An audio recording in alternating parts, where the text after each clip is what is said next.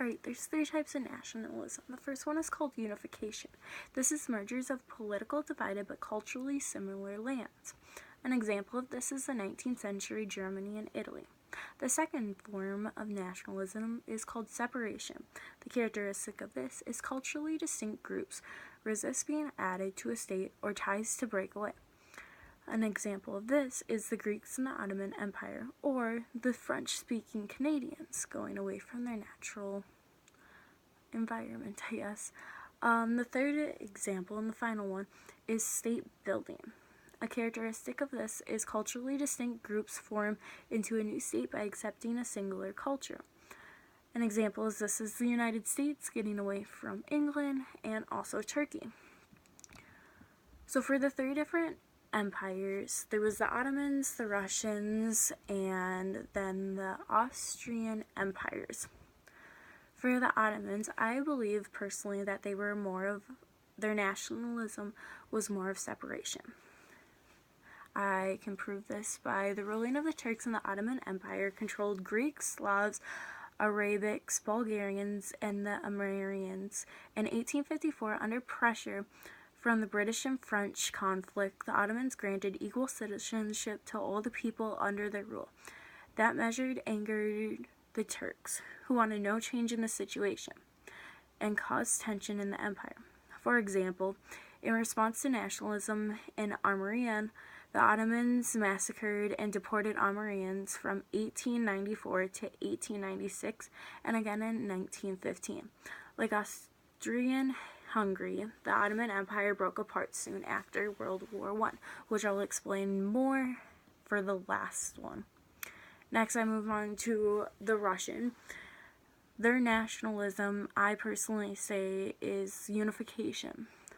To explain this, I say the nationalism also helped break apart a 370-year-old empire from the Caesars in Russia. In addition to this, the Russians themselves, the Caesar ruled over 22 million Ukrainians, 8 million Poles, and smaller numbers of other things like Estonians, Finns, Jews, so on and so forth. Each group had its own culture.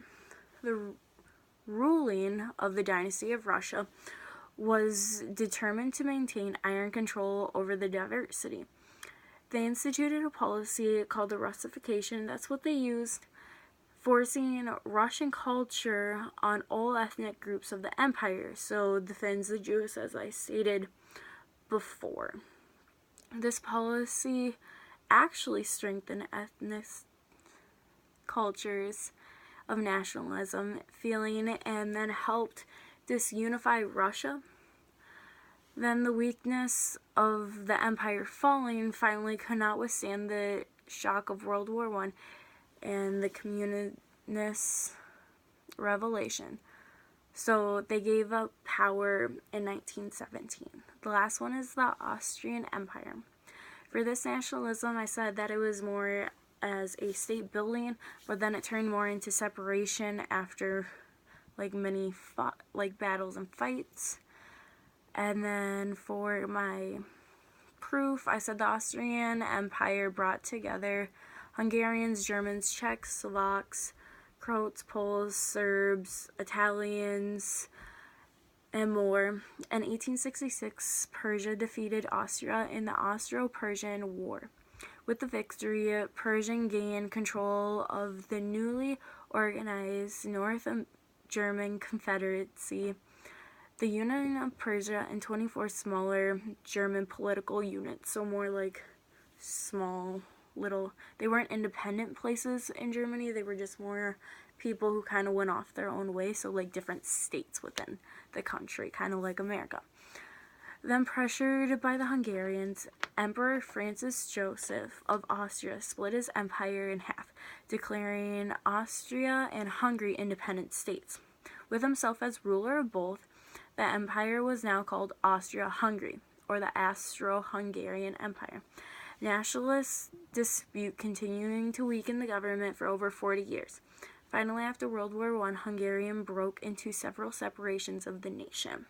So those are my examples and how I see how they fit within the nationalism group of the three different types.